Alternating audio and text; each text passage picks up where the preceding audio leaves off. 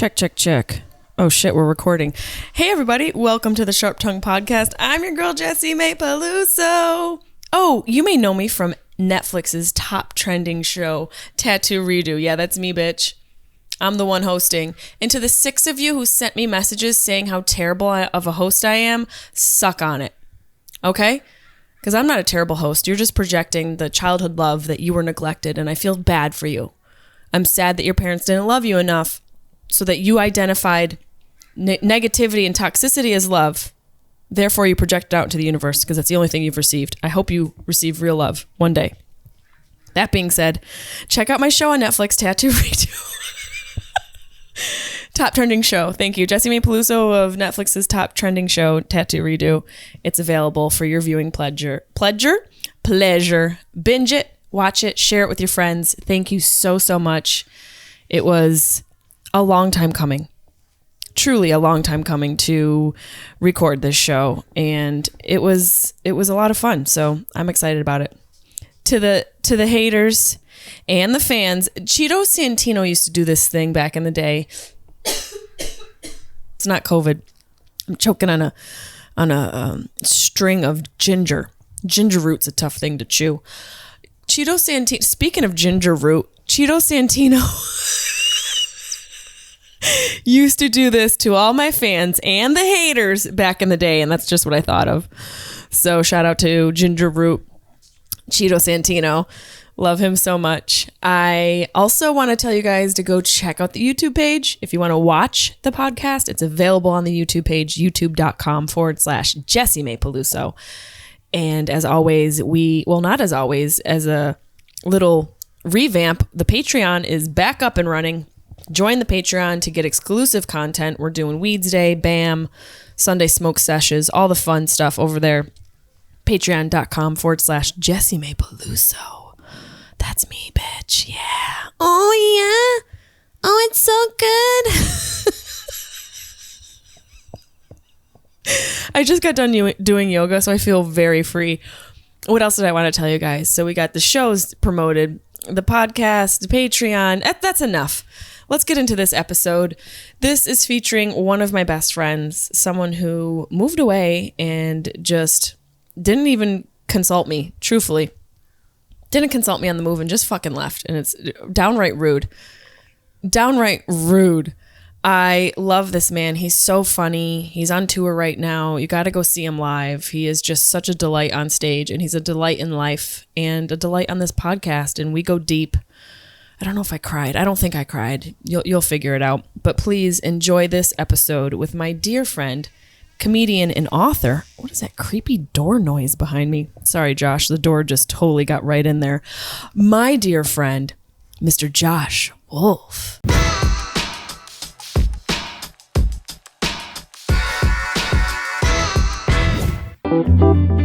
Sharp Tongue Podcast.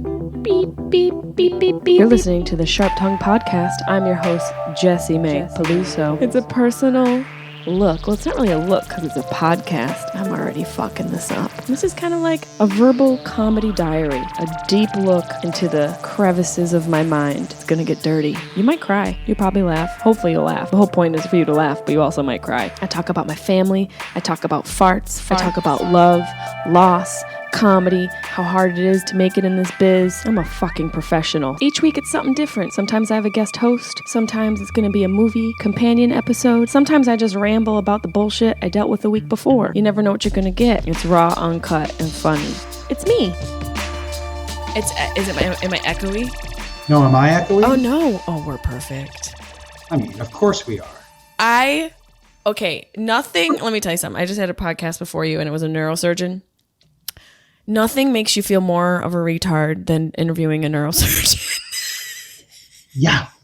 By the way, I'm so sorry you went from a neurosurgeon to me. Who looks like you need a neurosurgeon. I do. I need more than a neurosurgeon.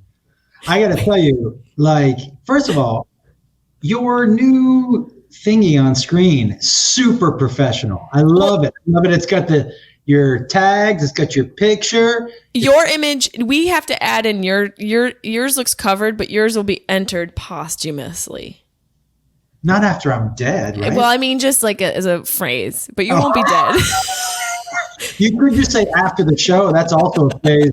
That's also a phrase that doesn't mean you're dead. Later on, you could have said, not after you're deceased. What the fuck? But look how much more fun that was. Are you sending someone over to kill me? Is that what No, never. Oh my God. Where are you? Are you in OKC? I am at Bricktown Comedy. This club is so fucking cool. Bricktown Comedy. It sounds dangerous. Jessimae, this hotel. Oh, I love it with this straw. You went just like this. Like I was about to. Like you're about to give me the tea. Is that a metal straw? It is. You gotta be careful. Yeah, you could chip it 2 feet. Mm-hmm. This club is like crazy. Why? Okay, now tell people. Okay, here's a question for the people. What makes a comedy club bad? Why don't we? Can I flip that a second? And Yes. Because I am on a kick of positivity instead of negativity. So well, I was going to end with the what, positivity, but yes. why don't I tell you what makes it good? Mm-hmm. Okay. Bathroom in the green room. God bless. I got to poop before the show every time. Every time I got to poop. And walking through the crowd. I don't know about you, but people, I always have at least one person follow me. Oh, he's going to the bathroom. Let's go talk to him in the bathroom. I'm like, oh, that's so smart. I don't like that.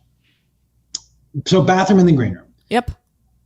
The people here are so attentive, right? So, and they say, look, it's little things, right? It's little things. But they said, if you don't like the menu, let us order something for you from around, right? Now, here's the thing, Jessimae. It'll probably cost them a total, if I got something every night, a total of $150 extra, right? If that. But it changes my experience. And it changes the show. Yeah, because I'm happy. Look, they you know Adam, the guy who runs at Tacoma. Yeah. So he owns this one. Tacoma. Every one of his clubs are amazing. Gives you a card after the show. I got the fucking thing it's on my dresser. It's so crazy. They have that. And they all write something personal. And they have that one dude who massages your prostate. It's such a good. Wait. I didn't. That wasn't. I don't think you have. He did what? Yeah, you don't have a prostate. Well, I'll get one to get it massaged. You know what? I feel left out. I got an offer to have a prostate massage once. Wait. From who? Your doctor? A masseuse. And I was just like, I'm going to pass for a variety of reasons. I would love to know the top 3 reasons. Okay. One, I'm not anti finger in the pooper. God bless. Put that on a new t-shirt. New merch. New merch alert. I'm not anti finger in the pooper, right? But it generally has to come from somebody who I know, i.e. Beth. And if it didn't come from somebody I know, it's got to come from somebody who I have recently seen wash their hands. God bless. Yes. Not somebody who's been massaging my body with oil and I don't know where their hands have been. Mm-hmm. You know what I mean? You opened the door handle to come into this massage room, which means other people's hands have been on there. And you're going to stick that digit in my no-no hole? I don't. Inside. No. I don't even want that digit on the outside. No. I don't want that, especially in this new world. No. You keep your fucking weird ass amoeba-ridden finger the fuck out of my space. Listen, I do not need you spelunking around in my asshole with a dirty finger. You know what I mean? Second merch alert, guys. Second merch alert coming to you hard. Spelunking in my asshole, I think was a Sex Pistols song. I believe that's the lead song off your...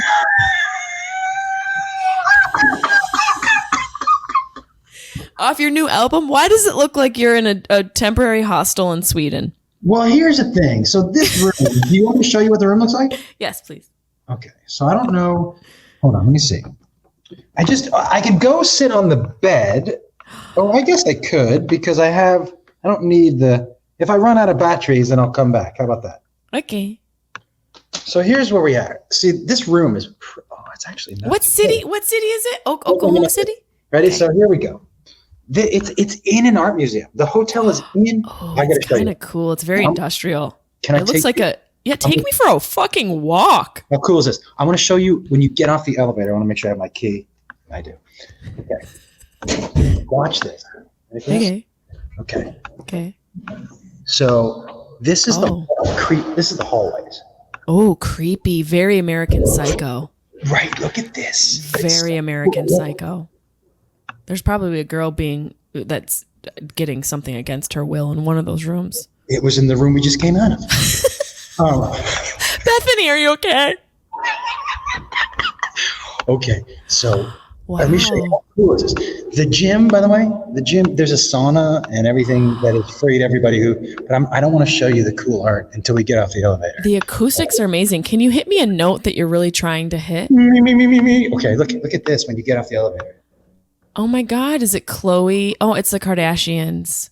Wow. Look at these limbo. No, those are not Kardashian asses. Those are limber bitches, though, I gotta tell you. Oh, the Wi-Fi might be a little weird because that's what I don't understand about Wi-Fi. Shouldn't the whole fucking hotel have it? Okay. Yeah, look at this. That's a very positive vibe. I'm telling you, this hotel is so dope. And downstairs in the lobby is a art, like like a legitimate art gallery. See, this is why I don't understand why if the Wi-Fi in the room works, why shouldn't it work in the fucking hallways? Yeah, it doesn't make any sense at all, right? Did you get any of that though? I mean, I saw the arrows pointing up, and then it was like, yeah, it was out. All right. That's a very unique style. Usually, traditionally being on the road, you're in a fucking. If you're lucky, you're in like one of those ones where divorced dads go to. What are those ones? Like the Marriott Suites? Yeah, it's like a Drury Inn. Drury Inn! Do you want me to pull the curtains behind me? Is it too bright behind me? No, it feels, you know what this feels like? An interview on a murder podcast. Let me turn that. Let me, hold on. Like straight from jail. Wow, it's a really nice room. Right? It's huge. Oh my, I didn't mean to yell. Sorry, that was really loud, guys. Oh my God. Jessimae, this room is so, and the whole thing is just. Tell me, okay, this is what I do when I get into a city and I get into the hotel or whatever the accommodations are. The moment I get in sets the tone for the weekend. Mm-hmm. I'm either like this, or I'm like, okay. Mm-hmm. Right? And what's in the surrounding area? So if I drive up and I look around and I'm like, am I going to have to take an Uber to get anywhere? Fuck. But if I can walk out and there's a place to get coffee and a little something to eat, I don't need a whole, but just at least an option. And get me a coffee with a croissant. Ooh, a croissant? A croissant. A croissant? A croissant. A croissant.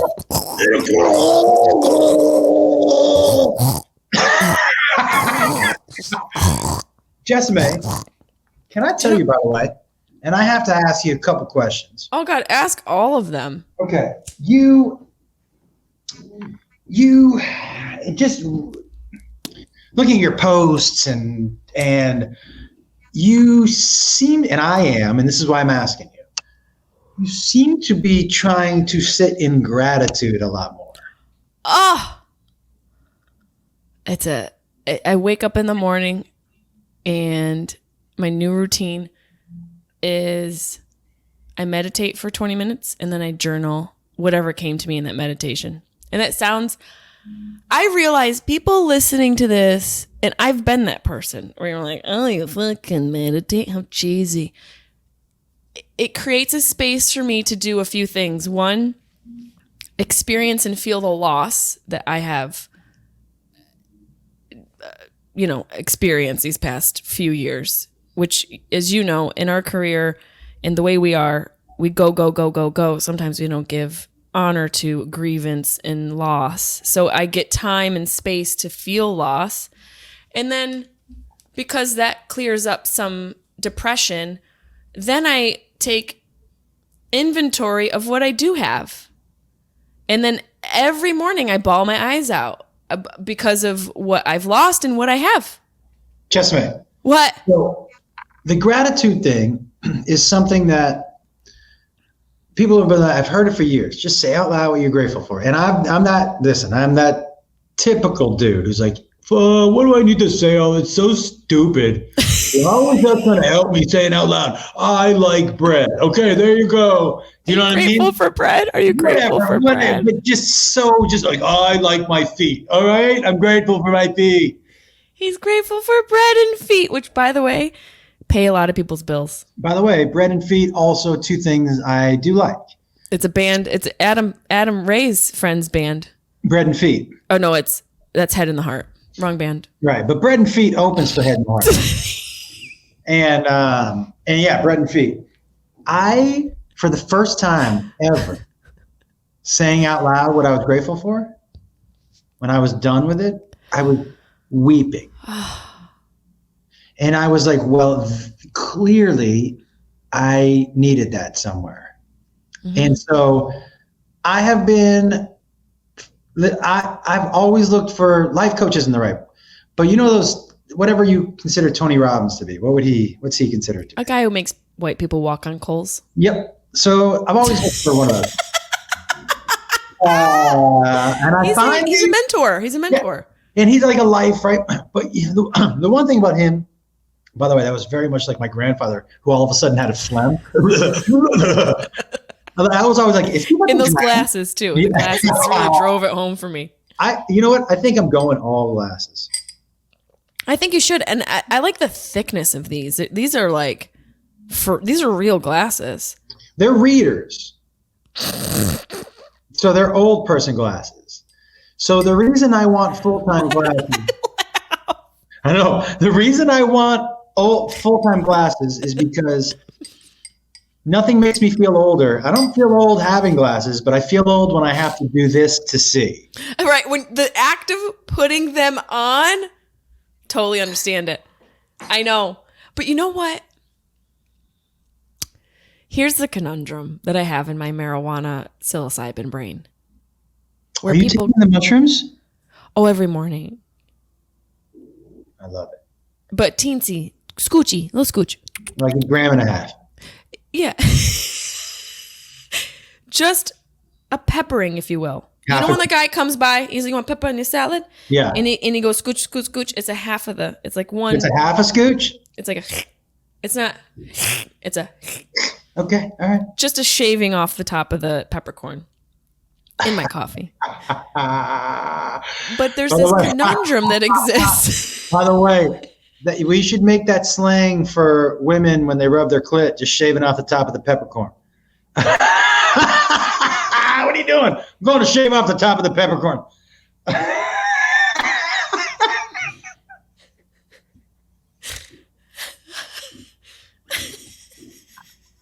It'll never make me look at salad the same.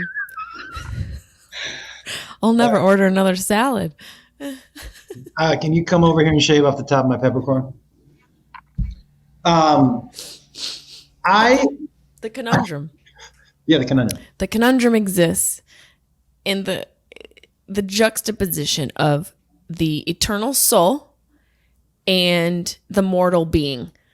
So I have a problem because, we say our bodies, we die, we're mortals, but our souls are eternal. So it's like, how do both of those things exist? I think because, and I believe this, we're all energy. If you break it down, right? We are. We're just energy, right? So if you really believe that we're energy, which we are scientifically, if you break it down, but at the molecular level, we're energy. That if you consider the body to be the vessel and the energy sticks around, right? That's what I think ghosts are. I think ghosts are energy that just, for whatever reason, didn't get a chance to relocate, Right. And I've been looking for my mom and dad's ghosts. Like, where the fuck? First of all, I understand if my dad's ghost can't find me because he had Alzheimer's. That motherfucker's probably at the wrong house. Actually, I saw him down the street. I was like, I forgot to tell you. That's why I want to do the podcast with you today. He was walking, but he looked happy. Yeah, he was doing that. Yeah. That motherfucker's at the wrong house. Boo. Oh, shit. Oh, shit. Yeah. Son of a bitch. Wrong comedy club, bro. Wrong. Do you know, you just made me think of something hilarious. You're going to love this. Oh, I can't wait. Jeff Dye and I were co-headlining years ago at the Fort Lauderdale. What was that club there in that casino? Hard Rock there. Hard Rock. And Jeff was on stage. And my dad, if you're on the stage, was stage right, just in the little, like right in the front. My dad took a call in the middle of Jeff Dye's set. Now, not just a call, but his ringer was on. No. And it was on his belt clip. Oh, no. And it was a flip phone. Oh, of course it was. and Jeff's on stage and the phone rings and Jeff just looks over and my dad goes, yeah, I'm in a comedy club. Yeah. And just continues to have the conversation. And Did Jeff know it was your dad? No. Did he say something to him? Oh, yeah. Yeah, I bet he did. I was watching from the back, like, and then the best part.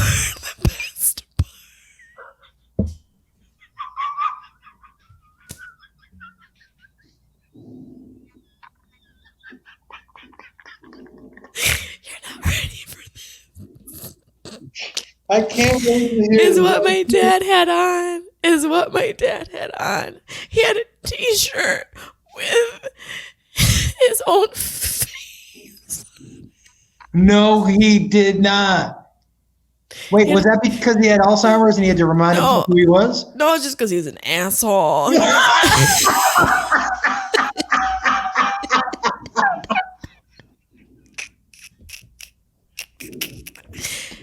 Did he get that made for himself? Oh, I gotta fucking find it for you. I feel like I have it right, and I feel like I have it. I have a dad and a mom album because they're both dead. So if I want to see them, I got a scoochie to it. Oh wait, here it is. No. Here it is. Oh no! Who got him this shirt? I need to know who got it. People at his bar.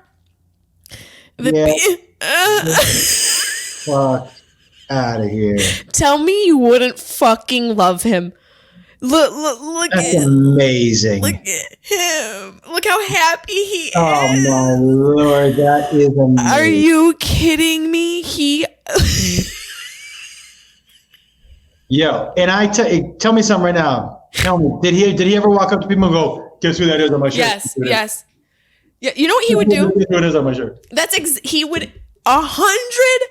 The fact that you even say that is crazy. He would 100% do that. And the other thing he would do is when him and I were together after I was on MTV, he would go up to strangers and go, "Hey, you know television? You know television. Who's she? My daughter's Who's she? Who's she? He'd play a guessing game with just people out in the world. You know who she? You know where she's from? That's uncomfortable for people because they're like, no. You know what's great is that my mom too. My mom would always assume that since she knew who I was, everybody else did. Right. And you're like, well, Mom, you knew me for a long time. Yeah, I came out of you. Yeah. So like, she would be like, she would even reference in his book, and people would be like, I don't fucking know what that means. Like what? What book? Yeah, it was.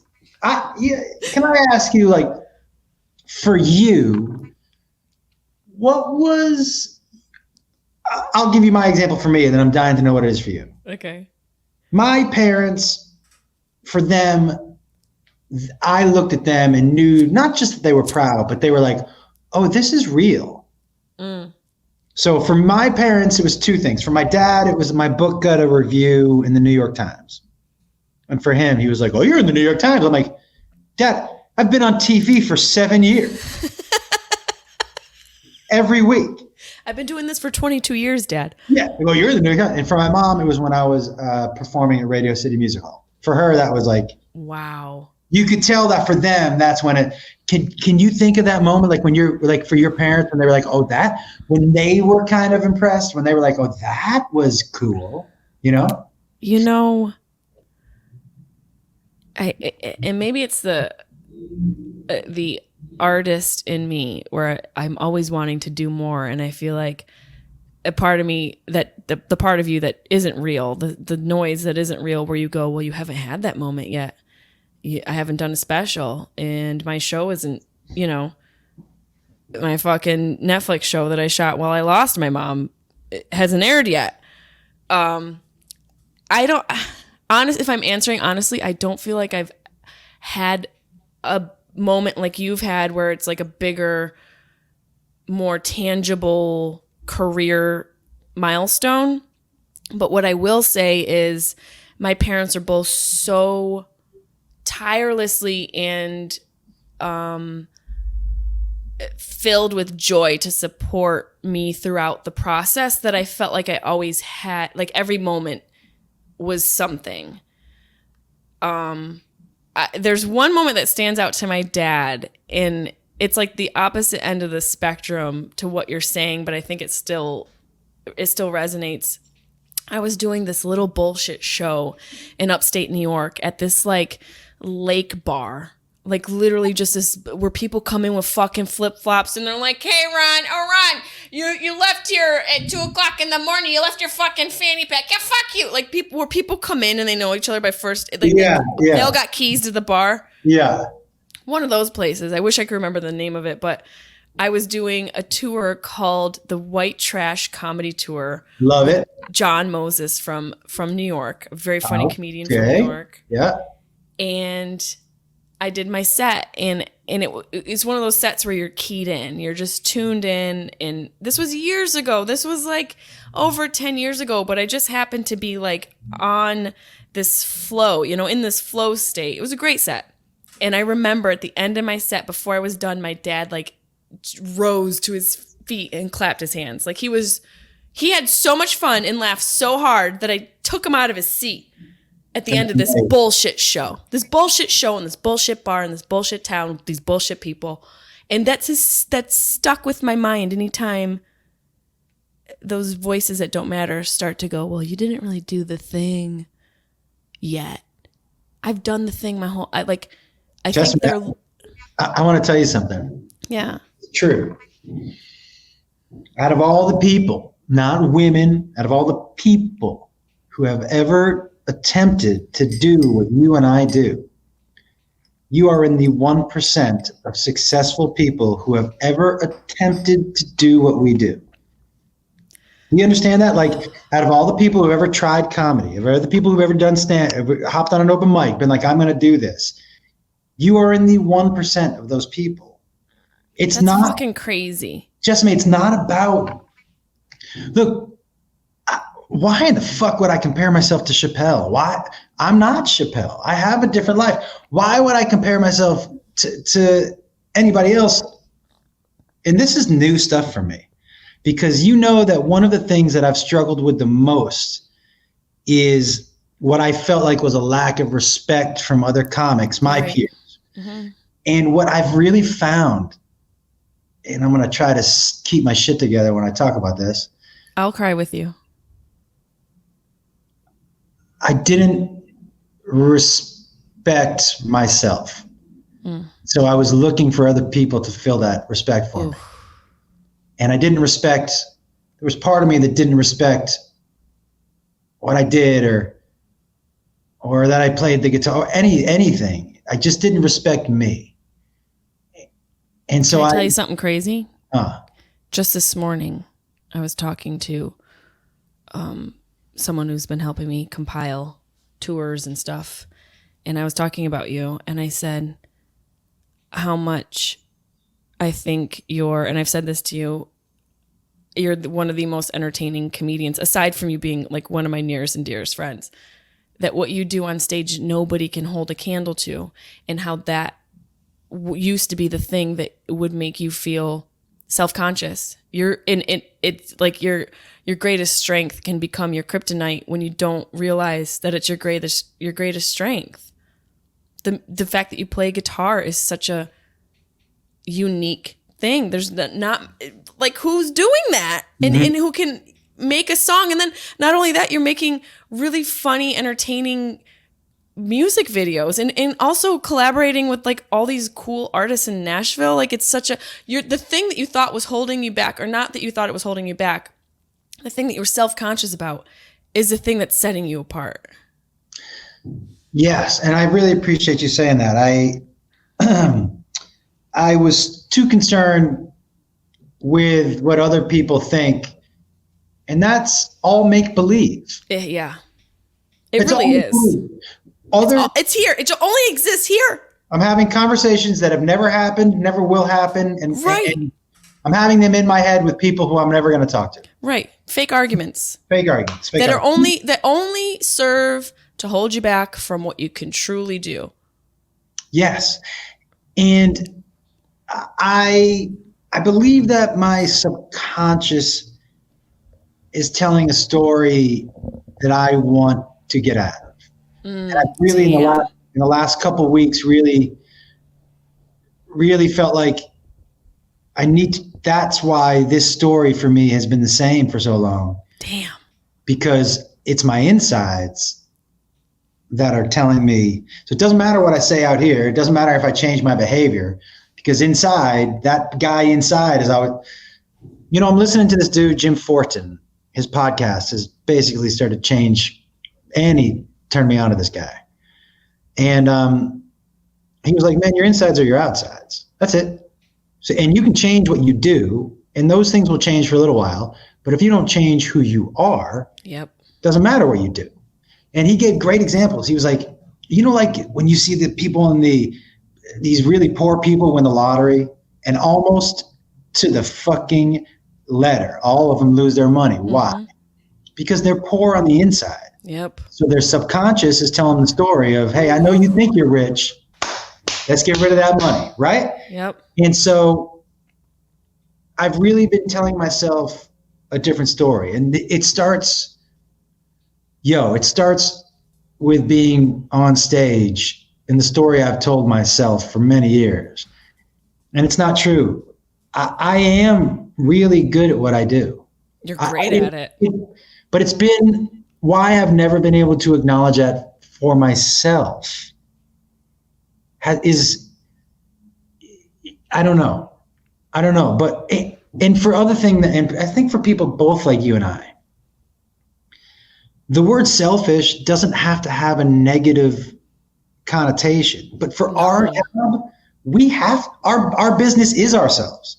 Yep. But for those of us who have told ourselves negative things about ourselves for years, so reinvesting in that business, your subconscious is telling you you're investing in a business that isn't going to be able to produce for you. Right. So you don't. So you know what you and I would do? And I'm going to throw you in this because I know it's from me. In the past, and this is why I mentioned the way this looks right now. Mm-hmm. In the past, you and I are so similar, man. We're great at doing things 85% of the way. Mm-hmm. We'll get it almost to the finish line, but there's something inside of us that tells us we're B students, we're not A students. Yes. And fuck that. 85% of the way. Fuck that noise. It's just noise. And 85% of it is not good enough. That's what I've told myself the whole time. So that's why some of my videos, I'm making content, but I'm like, it needs to look better. And I would say that to myself, but there's something in me that would stop at that 85%. Right. And that's just not how we're doing it anymore. Well, isn't it great out of quarantine? It's just not going to be that way anymore. There's just no way. I feel the same way where it's like, I'm done leaving this little cushion of space to allow me to fail or to anticipate failure. It's always that like artist anticipation of failure that holds you back from succeeding. And it's not that, everything you do is going to be a success, but at least to go full bore with complete conviction going, yeah, I'm going to do this. This is the way I'm going to fucking do it. I might make some mistakes, but fuck it. I'm going to complete it and make it be something that I'm really proud of instead of listening to these. But the idea, Jessimae, the idea of mistakes is the big thing also I needed to get past. I'm never going to put out anything. If you lean into perfection, you're never going to put out anything that 100% of the people like. And no matter what you put out, you're going to get judged. Yep. And so for those of us who have been like, oh, I can't put that out. It's not perfect. It's not perfect. It's not perfect. Really what that is me being scared of being judged. 100%. Because it's not perfect. Why do I care it's not perfect? Because I want the people watching it not to comment something. I can't worry about that. Right. And it doesn't, right?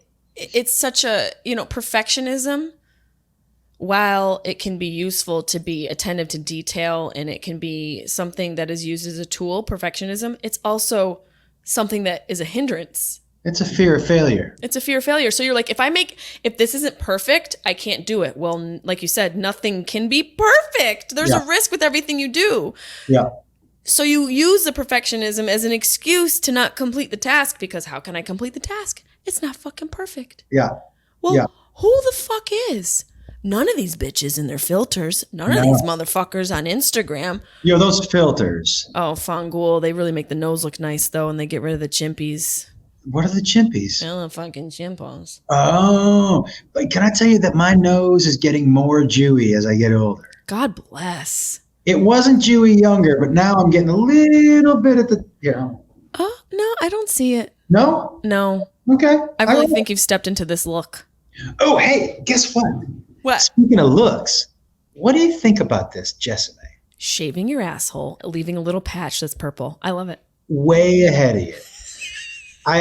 What I do is I shave my asshole except I leave a little patch and I dye it the color of whatever sports team in the city that I'm going to. The color? The color. So at the end of every weekend, I show everybody my asshole and it's the color of their sports team and people clap and they're like, yeah. That's festive. Yeah. Oh, I'm a collegiate guy. Your asshole is the collegiate guy. When I drop my pants, you hear the band go. And then those little confettis, you fart them out. Someone pulled a popper in my asshole. Well, that would be great if a little dude, if like Owen Wilson from Night at the Museum, in my asshole. And that little capuchin monkey comes out with.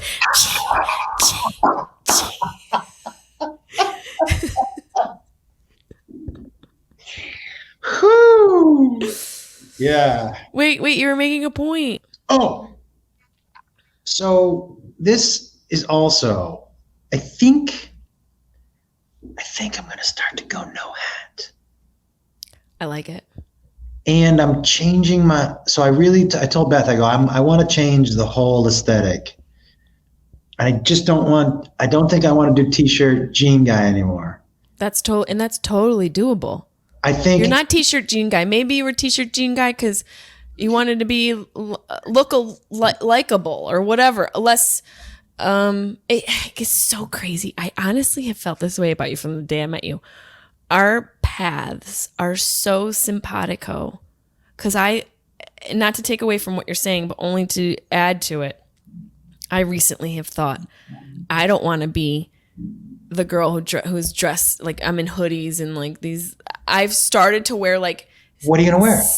Not like sex clothing, but just clothing that shows I'm comfortable being a woman and loving myself as a woman. Nice. So pussy out. Yeah, open front chaps.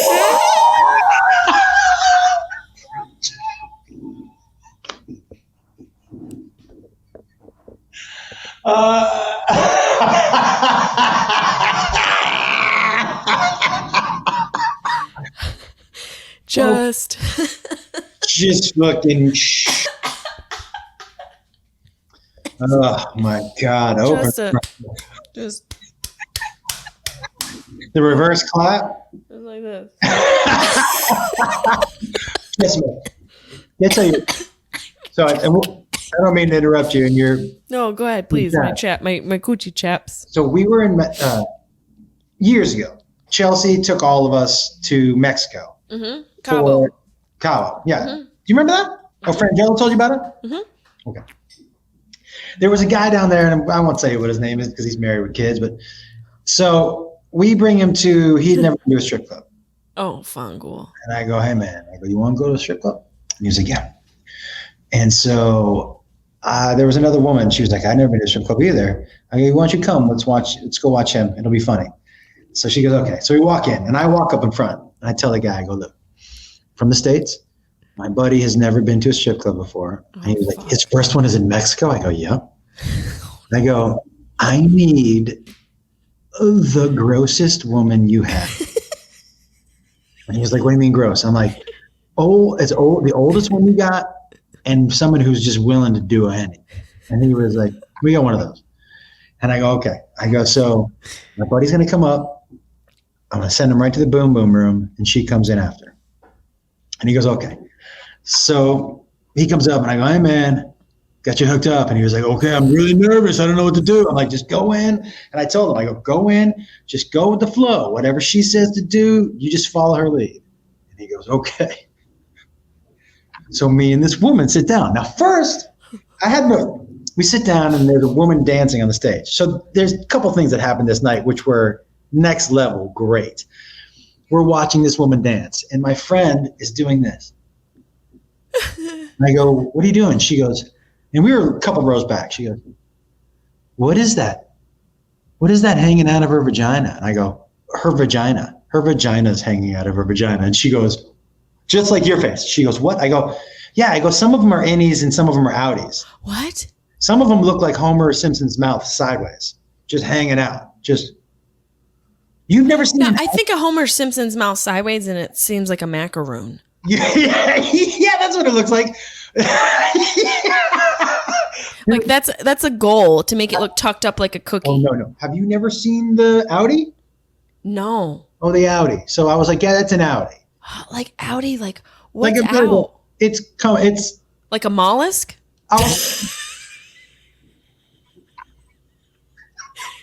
Is this crudo? Is this ceviche?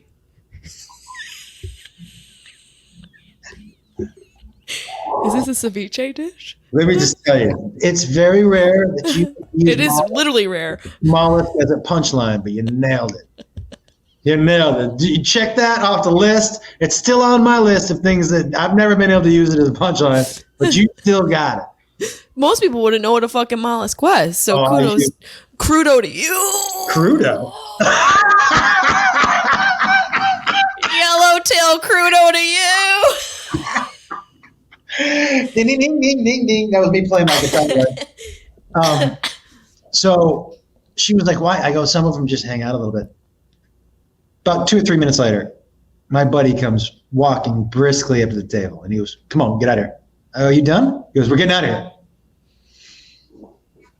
Now the woman, I feel like I know who this buddy is. The woman who danced for him, because I saw her, she had a dick. Let me give you the body type. Oh God. Probably mid-40s, but not a great. This is not a good mid-40s. Skinny legs. Oh no. Flat ass, but round body. Oh, my grandma Jean.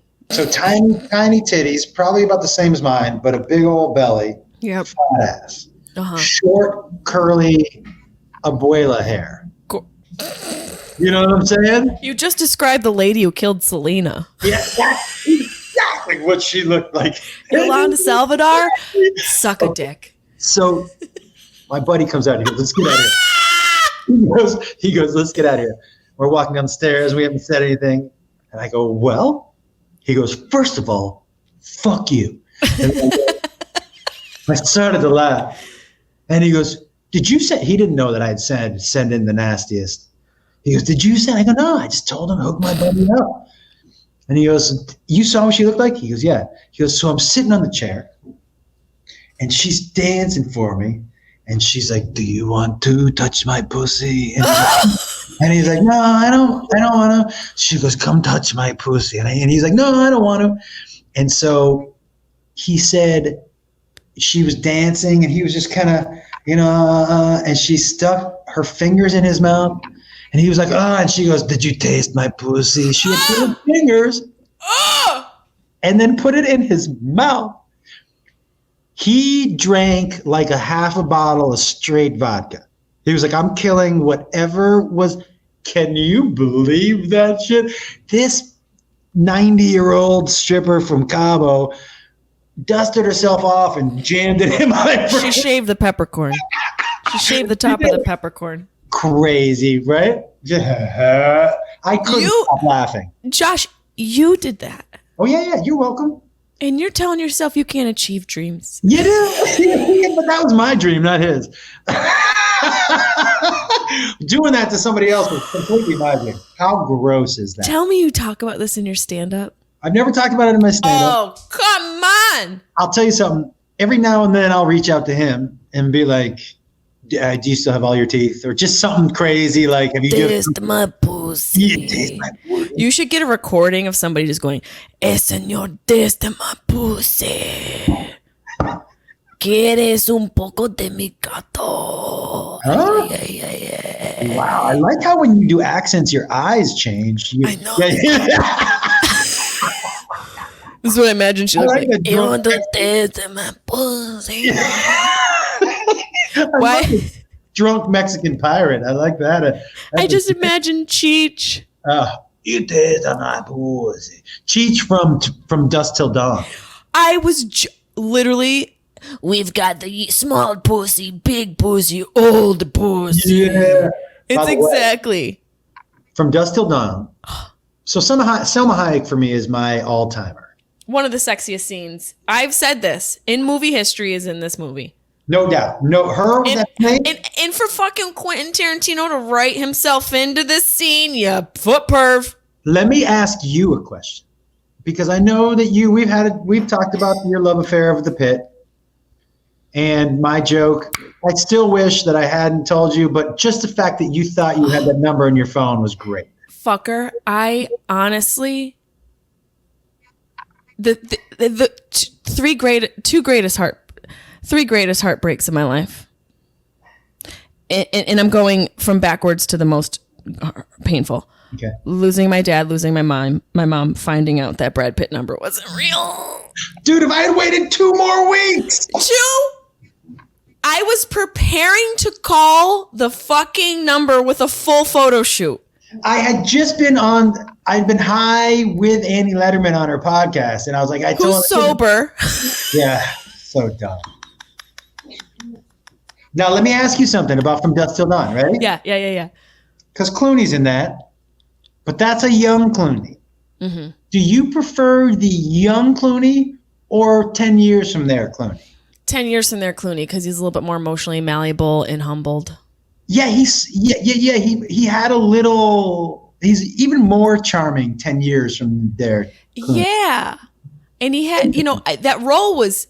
I feel like that was the only role we saw him play. Not the America's nice guy. Yeah. Not the guy next door. Yeah. And he's good at that. I feel like maybe it's a narcissism thing, but these guys, and maybe I'm wrong, but the roles he's chosen, I've never really seen him play a role where he's not the martyr or, he's playing the lesser likable character. And I feel like in Dusk Till Dawn, we saw a glimpse of that. And I like that. I like that he went there, and I feel like he could go there even more. I think he was halfway there with In Plain Sight with that J-Lo. Remember that one with him and J-Lo? Oh, that's a good call. Right, because he you know what he does well? He plays the good bad guy. Right? Yeah. Ocean's 11, he's the good bad guy. In Plain Sight, he plays a rascal. Yes, and I feel like there's maybe 3 types of acting. Bad acting, actors who exploit who they are personally and it works in their favor. And then Daniel Day-Lewis, Meryl Streep, and Angela Bassett, and Denzel. Then everybody else underneath them. Right. But when it comes to like people like George Clooney, play the bad guy. What are you doing playing the same thing over and over? It's so boring. I want to see George Clooney as a murderer. You'd never see him as a murderer. I want to see. And to me, that's crazy. Brad Pitt is a bad guy? Oh, he's going to be a bad guy in this pussy later. You know what somebody said to me the other day? You want the taste of this pussy? Get into my pussy. Do you think Brad would mind if I came at him like, you want to taste of my pussy? Okay, hold on. So I'm going to be Brad Pitt. Okay. Hold on. And so I'm at a bar Okay, I'm gonna borrow. I don't drink anymore, so I'm just sipping a club soda with lime. That's right. He's a stoner, though. I am. I was gonna say I'm high, so I'm club soda with lime. But I, just like him, I'm eating something, so he's got a lollipop in his mouth. He's always eating. Always eating. This pussy. Pussy. Okay. Yeah, baby, through it. By the way, what a great line. I know you like to eat in your movies. How about you come eat on my pussy? Yeah, hey, Brad Pitt. I see you sucking on that sucker. You're always eating something in your movies. Do you want to eat this pussy? I need to know what this part is. What's It's a flavor saver.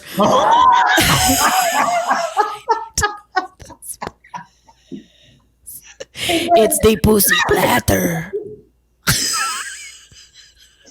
You know what I love about the accents we're doing is they're changing as we're doing it. Oh, God, we've spanned nations. It's part Mexican, part Russian. I think I heard some Finland in yours. There was a thick Finland situation and a dash of Norwegian, which is troll. Don't trigger. Thick Finland was my nickname in high school. Huckleberry Thick Finland. I can't. Taste of my pussy. The taste of the pussy. Oh, we gone Asian now. I like it. Okay, Jessimae, I have a question for you. You ready for this? Mm-hmm. Because I know what I think. So look, I think as comics, we're in an interesting time. Mm-hmm. Mm-hmm. I don't think that people should be doing jokes that offend people just to offend people, right? And there's certain things you shouldn't be talking about, right? I agree. Like, I would say if you were making fun of Asian people and then did that accent, right? Right. I understand how someone would be offended. But Right. If I'm telling a story, and say I'm telling a story from somebody from the South, I'm going to give them a Southern accent. If I meet a Russian, I'm going to give them a Russian accent. Because for me, as a storyteller, I love every bit of detail. Yeah, you're animating. You're drawing color. British is going to be British accent, right? All this. You think Native Americans didn't grunt when they were telling stories of animals and exactly? If other I do tribes, a story with an Asian guy, and I do the accent, is that off? I'm doing every other accent, right? If I did a German accent, you wouldn't blink at a German accent, dude. And if I did a British accent, right, the guy in the story was black, and I gave a British accent, nobody would say a fucking. No one would say a thing. Wow, do you know what I mean? Like I'm so. This is a storytelling paradox. I'm in the middle on this one because I know what my intent. My intent isn't even for the accent to be funny. My intent is to tell you the whole story.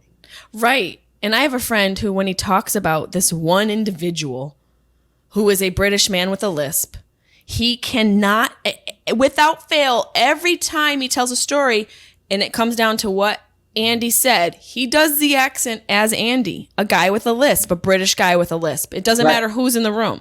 Right. He doesn't mean it to offend Andy. He doesn't mean it to offend people with lisps. It just draws you into the story. So I guess it depends on your intention. If your intention is to draw someone into a story, to connect with them, I feel like the accent is safe. I feel like it's safe. If your intention is to make fun of, kind of like, people have done in the past, like our president.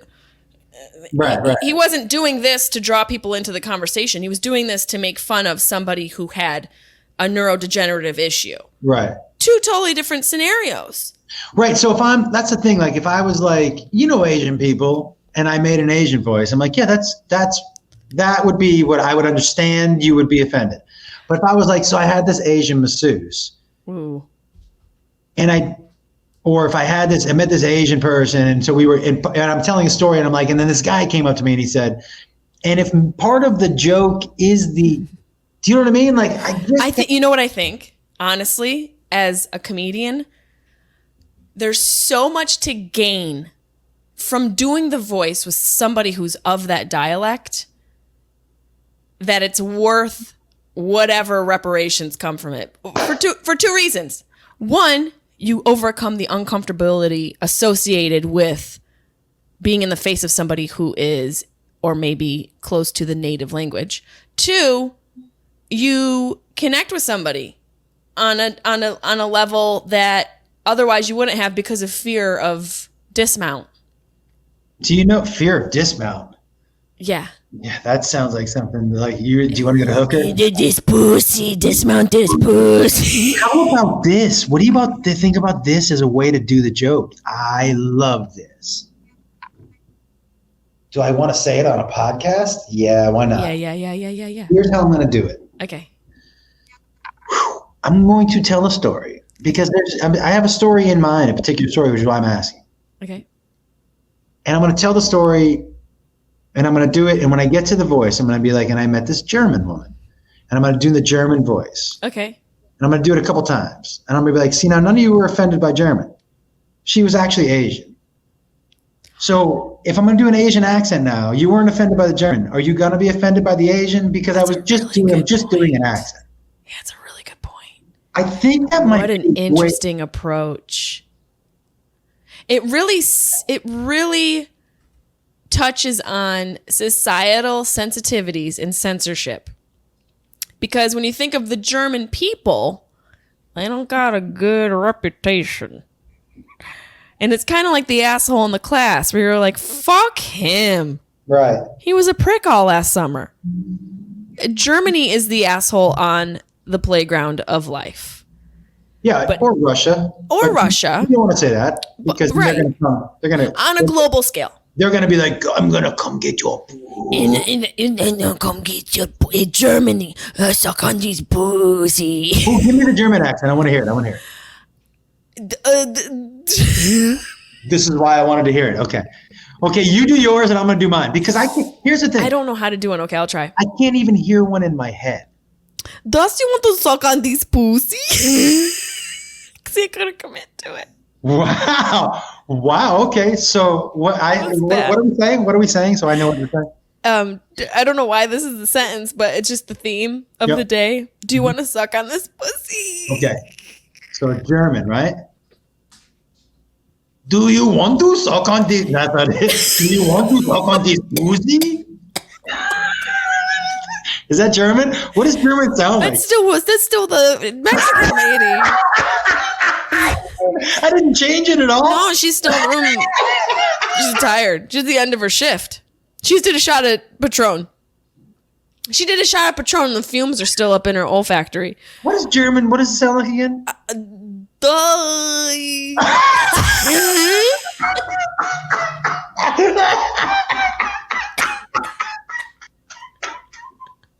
The two worst people at accents ever.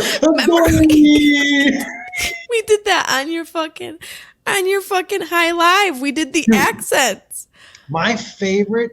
And in the car with Boomer on the way back from Lowell Farms, he made us do accent off. In front of the Uber driver, who must have been like. Who was literally calling the embassy. Yeah, he was just like, hey, first of all, I'm going to drop these people off at this corner. Yeah, because I can't hear these accents. They're doing Ethiopian now, and I'm from Ethiopia, and I'm triggered. Yeah, but, I mean, if you really want to get down to like, by the way, smaller dialects. If we had nailed an Ethiopian accent and he kicked us out of the car because of that, I'd have been like, here's your tip. Thank you so much. Yeah. I nailed that. I nailed it. You know how hard of an accent that is? First of all, I don't have any energy because I'm starving. Hey, Ethiopian joke. Great food.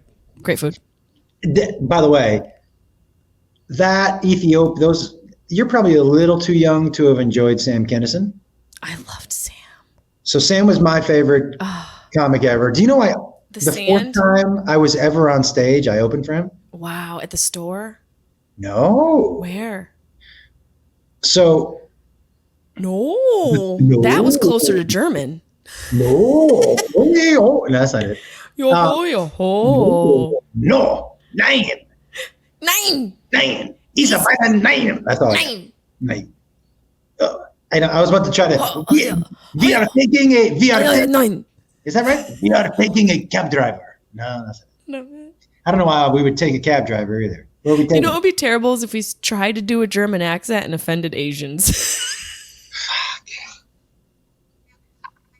Fuck. Which I'm pretty sure we've single-handedly handled. Just so you know, every accent we've tried today sounds like some part of Asia. In a whole bunch of like early morning Mexican. You had a Mexican Asian. You had like you had an Asian and Mexican parent. You know what I mean? My parent, I was adopted because I clearly lived. You were adopted down the block from a concentration camp. Okay, and then the guy moved to Japan. Yeah, exactly. That's where you got snatched up. That's exactly right. I feel like you were making a point though. I don't remember what I was talking about though. You were talking about wait. The joke in talking about if you did it you wanted to go back. Can I tell you? So I did that. The only way. Okay, I did that recently with a song, and I used that kind of trick's not the right word, but device. What I'm trying to do is show people that they're being triggered for whether they're actually offended or not. Yep. They're being trained to be triggered. And so there's a song I sang, man, you'd have to see it live. I mean, I could play it. I fucking better see it live. Listen to me, Jessimae. This is maybe the best song I've ever written. It is. Do you want me to play for you? Yes, please. For real? Yes, please. But when does this come out? Oh, we're live. No, I'm just kidding. That's right now. It's actually broadcasted at Dodger Stadium. Say hi to your family. I'm actually getting cancellation texts as we speak. Well, if you'd like it to come out later, I can wait 2 weeks. No, because this song is coming out on my special, so I don't want to put it out on here first. So we can wait. We can pause. We can wait to put this out. Is that what you're saying? Yeah, but we'd have to wait more than we should. We can wait. We can wait. Do a little bit, just a little bit. You have to sing the whole. What about just like a chorus? Can we get a chorus? He left, guys. He walked off set. I have triggered Josh Wolf. Josh Wolf is back near the arrows, the bloody arrows. This isn't it, but I can play I'll play a real short song for you. Okay. Okay. You know that Suzanne Vega song? My name is Luca. You never heard My Name is Luca? No, but I'm excited to hear your version. Here's the version. Ready? I see your fupa. Your pussy has a second floor. That's all I got right now, but I think it's going to be pretty funny. Your pussy has a second floor?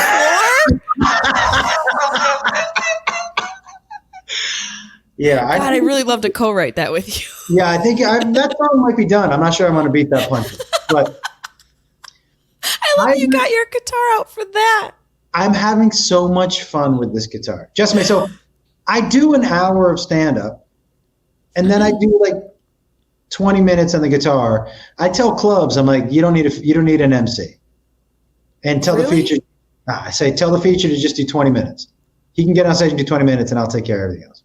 Wow. I'm doing I kind of like that. Because here's the thing. I am a stand-up comic, so I want to do my stand-up. Yep. But when you come to my shows, it's a full fucking show. Yeah. It's a full show. It's stand-up, and then the songs have been... They probably fucking love it. Crushing. The songs They probably love it. Do you ever do like a improv song with the audience? All the time. You know what else I do? And these videos are on my YouTube page. But I do a dance-off where I play I Want It That Way, and I have audience members come on stage, and they do interpretive dance to the song behind me. And then the audience votes to who their favorite is. And then whoever's server that customer is, I give that server $100. Oh, my God. So they're dancing for tips for their server. You're creating strippers, is what you're telling me. And you better tell them to smell these. I had one girl who got on stage, and her boyfriend broke up with her for getting on stage.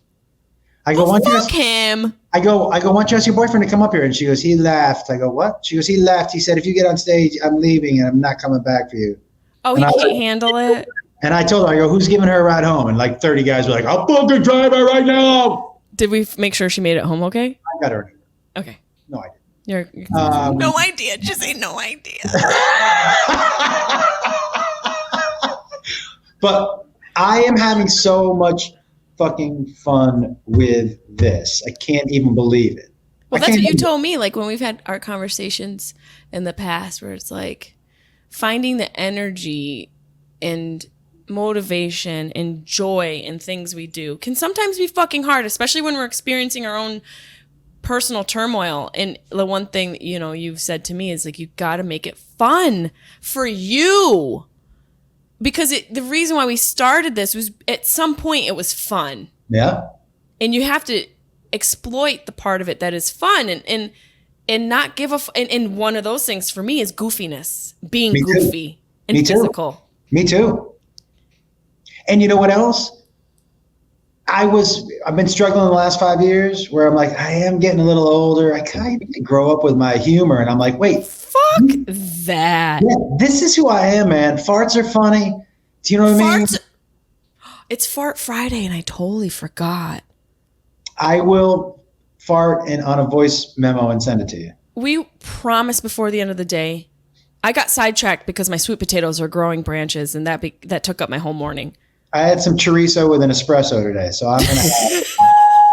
I'll have one for you. Is your hotel on fire? What was that charm? What is it? Is that a bell in your... That's my guitar. Oh, Fangool. That was a gorgeous note. Sounded like it came through a speaker system. It did. Oh, it came through my speaker. I can't believe it's already been a fucking hour. How is that possible? Has it really? Yes. Shit. What? Well. What do you want to say in conclusion? In conclusion, first and foremost, and I mean this with all sincerity, touch my pussy. No, I love you like a sister. I have been worried, but not worried. Like not worried in the grand scheme, but just as someone who cares for you deeply about you over the last few years. I am so happy to see you smiling again and feeling like, obviously, you're not healed, but right. I can feel that you're healing. Mm-hmm. Like, and even if it's taking baby step, but if you're who am I as Jessimae today feels way different than even it did 5 months ago. Yeah. And so I am sincerely happy for you. I want nothing but the very best for you. You're one of the 4 people I'm bummed I don't get to see now that I don't live in LA. Me too. But I believe in you and I'm here for you whenever you need, if you ever need anything, or if you just want to fart on a voice memo. We have that kind of relationship, you know? And you know what? Nothing secured to me our relationship more than that little bump in the road we had 2 months ago. I know. And I said to Beth, she said, "Are you worried?" I go, "Nah, this is not an LA friendship. Mm-mm. It's not like something where we're just family members who hit a hiccup." And then 2 days later, we were like, okay, that's over. Yeah. That's how it will always be. There'll be more hiccups and we'll always approach them with calm love and just gratitude for one another. Yeah. And so, you know, I'm always here for you no matter what, whether it's for something serious or just for something real dumb, which I know we like too. And so getting the important stuff out of the way. When is this going to be? When are you going to post this? Whenever you want me to. So now is July 23rd, whenever it works for you. Next week, possible? Okay. Yeah. Guys, this week I'm going to be in West Palm Beach. Oh, shit. The week after that, I'm in Dallas. And the week after that, New England people, I have one show in the Northeast this year. It's just giant venue. I'm going to put on a fucking rock and roll show. The guitar is going to be out in full effect. They're going to have a screen and some great speakers. It's outdoor at a place called The Farm. That sounds awesome. Gorgeous. Those are the 3 weeks that are coming up, plus comedianjoshwolf.com for tour dates. A comedian, Josh Wolf Comedy on all my socials. I have new clips out on my YouTube channel, new comedy.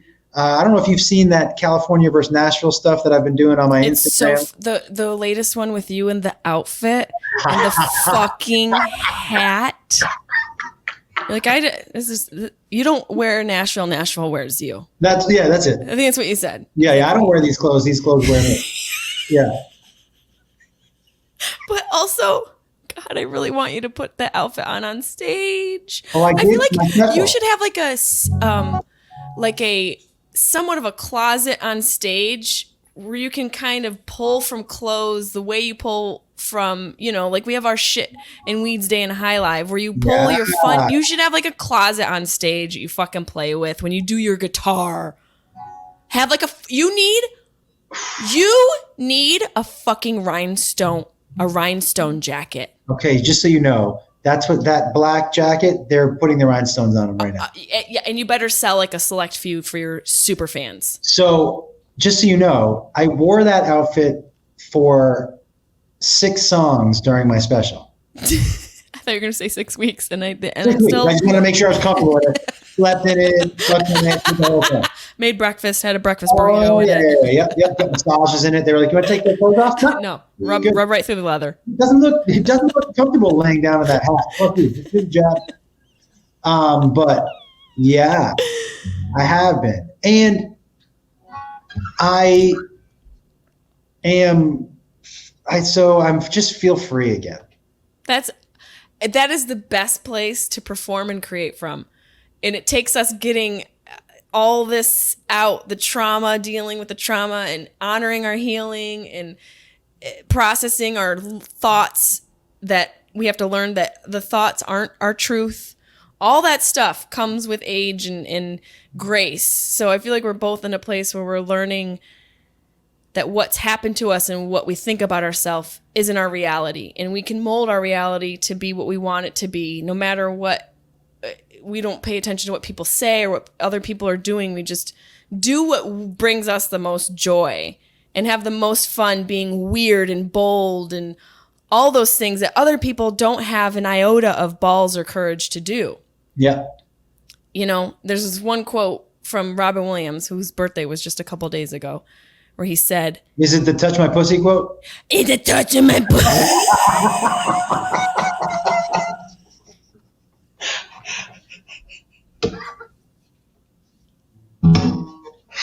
Super funny. It's a touch of my boo. I can't even.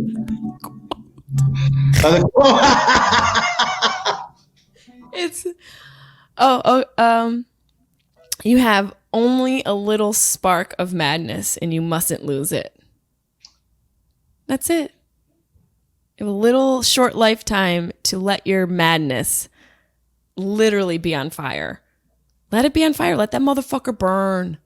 Oh, I love that. I can't see these naysayers through the flames. I'm too busy walking across the coals with my homeboy Tony Robbins. Hell yeah. The first time he was like, walk across coals, you won't feel it. People were like, yeah? He was like, yep. And they walked across coals. He was like, that dumb fuck just walked across the coal? He's like, I got something here. Charge him $15,000 for the week. We've got something. Reach out to white people. Well, I love you so much. I love you. I wish I could see you in person, but even just seeing you like this it fills my soul. So good. And I'm sorry that we didn't get to see each other when I was in LA. It's hard. You've got your family and you're going through your own family thing and you're getting pulled in 9 different directions. I know what it's like when you come home and I get it. It makes when we see each other that much more special. I only got to see you for a few minutes in Nashville, but that like little breakfast just, brings you back to life a little bit. We'll find ways throughout this year and career to see each other. And, you and I are co-creating something together. So us individually in the world will see what we have to do. I can't wait for people to see what we're creating for you. I know. It's going to be so good. It is. We're going to make motherfuckers cry. I think so. From this pussy.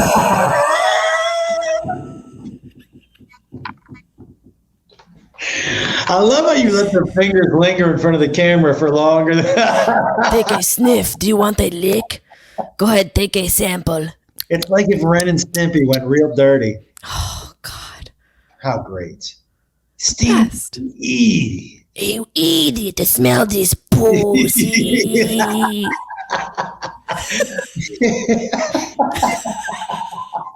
We've just been screaming this for an hour. The people on either side of me in the hotel are like, what's going on next door? What Did you just smell her pussy, for God's sake? Yeah, well, we get it done. What's it smell like? You keep singing about it. Well, what the hell is it? Cardamom or carp? Is it sea trout? Come on over here, smell this pussy, dear. It smells like Everclear. Please go down on me, and you will plainly see my pussy is a weird shade of green because I eat a lot of salads. And my pussy's very healthy. It's one of the food groups. So eat my pussy and get your greens in. And get your greens in. Eat my pussy.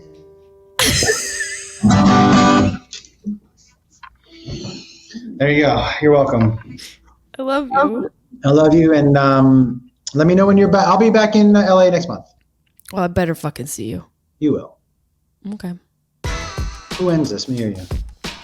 Both of us. 3. It's like I don't want to say goodbye, but 2, 1. what do I?